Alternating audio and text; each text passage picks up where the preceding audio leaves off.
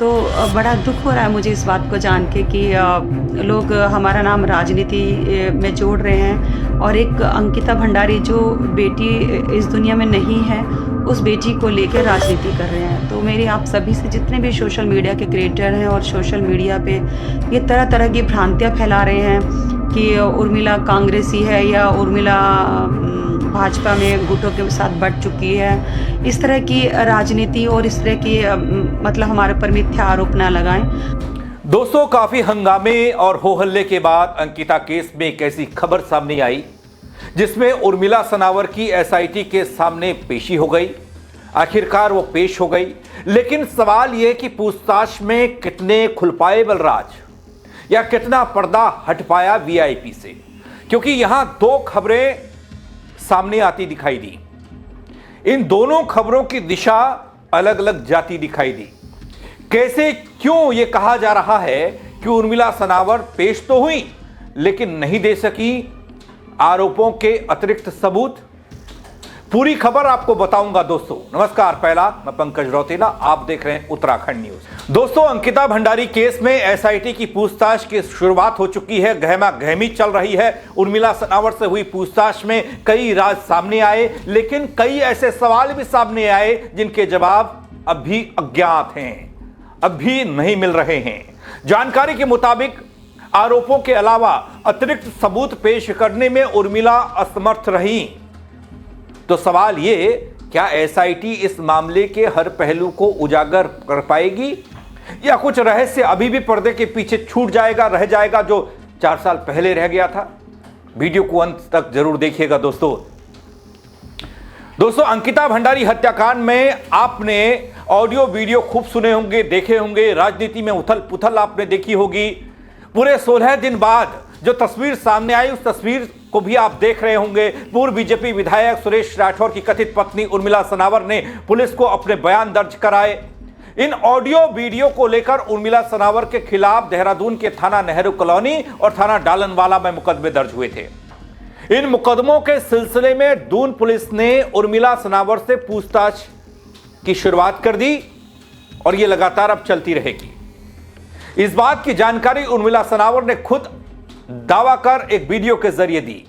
उन्होंने कहा कि वो सबूत एसआईटी को सौंपने जा रही हैं। इस चर्चा के दौरान, इस बातचीत के दौरान, इस पूछताछ के दौरान एसआईटी को उन्होंने सारे सबूत दे दिए।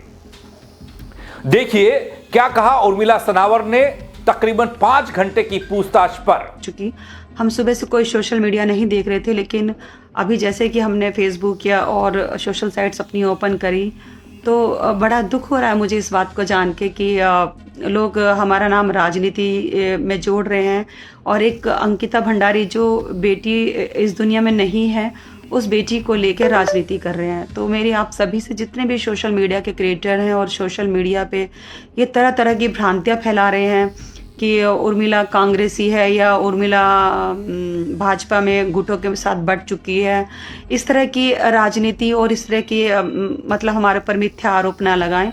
हम एक बेटी के न्याय के लिए यहाँ पर आए हैं, अपनी शूटिंग छोड़ के आए हैं। हमें पता है कि हम अपने जान जोखिम में डाल के आए हैं, तो कोई भी इस तरह की भ्रांतियाँ ना फैलाए हमें लेके, चाहे वो कोई भी दल का नेता हो, तो इस तरह की राजनीति ना करे। क्योंकि अंकिता भंडारी खाली उत्तराखंड की बेटी नहीं थी, वो पूरे देश की बेटी थी, हर उस माँ की बेटी थी जिसने अपनी बेटी को खोया है। तो बस हम यही कहेंगे कि हमने पूर्ण सहयोग करा है और एसआईटी जांच अभी जारी है और बाकी की जांच कल होगी। बहुत सारे पत्रकार बंधुओं का हमारे पास फ़ोन आ रहा था, बहुत सारी मिस कॉल्स है जो हम अटेंड नहीं कर पाए और शायद कल भी हम पत्रकार बंधुओं को समय ना दे पाए, क्योंकि कल भी हम जांच में ही रहेंगे सारा दिन और आज भी कई घंटे जांच चली है और हमने जितना संतोषजनक जवाब हो सकते थे हमने वो जवाब दिए हैं। और हमने उस बेटी के लिए यही गुहार लगाई है कि जो भी उच्च स्तर के जांच हो वो जांच करे सरकार, शासन प्रशासन, चाहे वो सीबीआई हो या नार्को टेस्ट हो, मैं भी उसके लिए तैयार हूँ। और सुरेश राठौर का भी नार्को टेस्ट होना चाहिए, क्योंकि जो भी सारी चीज़ें हैं उसी ने बताई हैं हमें और उससे रिलेटेड जितनी भी सारी रिकॉर्डिंग्स थी वो हमने सभी एसआईटी जांच को आज हमने दे दी हैं और ये जांच लगभग 5 से 6 घंटे चली है। धन्यवाद। दोस्तों, उर्मिला सनावर जो इस पूरे मामले में एक अहम कड़ी बनकर सामने आई। उर्मिला सनावर की माने तो वो इस पूरे मामले में एसआईटी के सवालों के जवाब दे रही हैं। वो हर जांच में सहयोग करने की बात कर रही हैं। लेकिन यहां इस खबर का एक दूसरा पहलू, जब मैंने आपको कहा कि कई पहलू निकलकर सामने आ रहे, दो पहलू पर बात करूंगा। पहला पहलू कि भाई एसआईटी ने जांच की शुरुआत कर दी। दूसरा पहलू एक और निकलकर सामने आया, वो बताता हूं आपको। बड़ा दिलचस्प है पूरे मामले में ये वाला पहलू, जरा गौर कीजिएगा।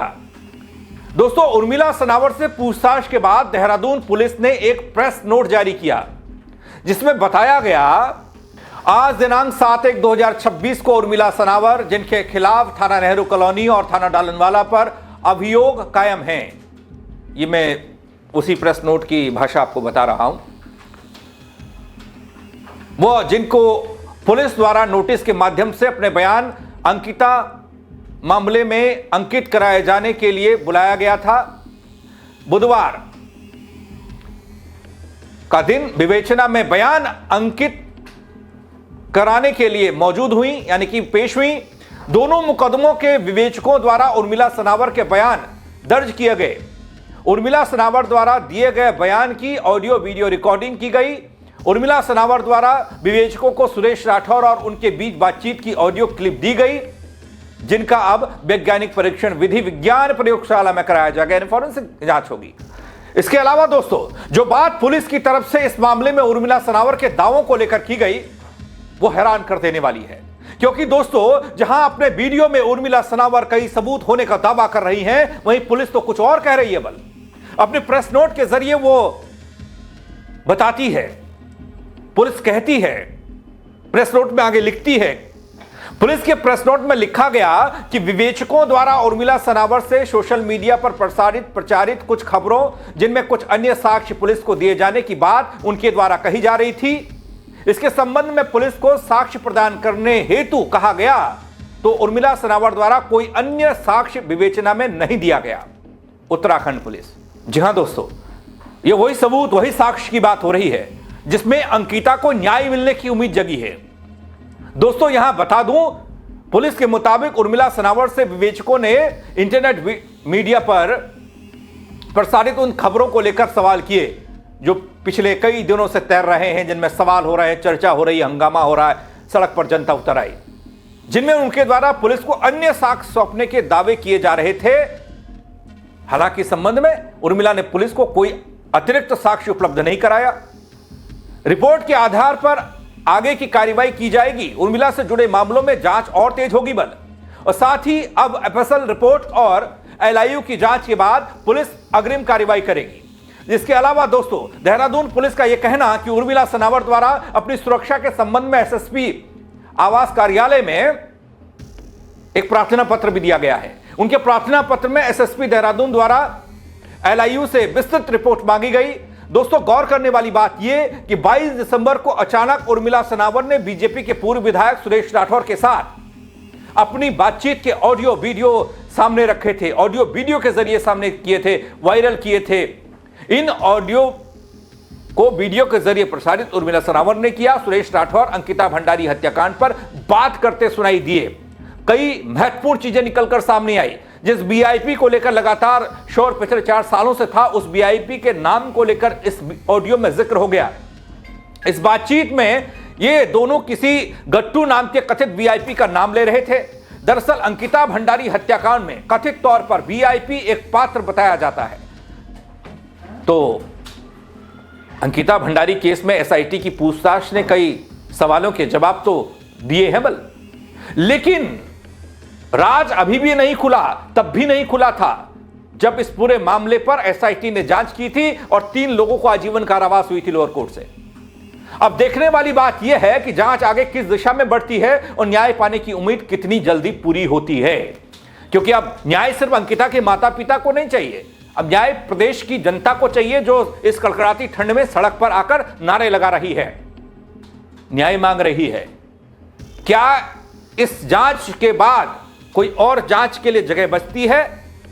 क्योंकि एक और वीडियो के जरिए मैं आपको बताऊंगा वो दूसरी जांच की सुगबुगाहट भी अब तेज होने लगी है। लेकिन इस खबर को लेकर, अब तक की जांच पड़ताल को लेकर, एक तरफ उर्मिला सनावर के तमाम दावों और इधर पुलिस का यह कहना कि अतिरिक्त साक्ष्य नहीं दे पाई, इसका मतलब क्या है, क्या समझ आ रहा है आपको? कमेंट के जरिए बताइएगा। दगड़ियों, मेरे साथ जुड़ने के लिए आप सबका बहुत शुक्रिया।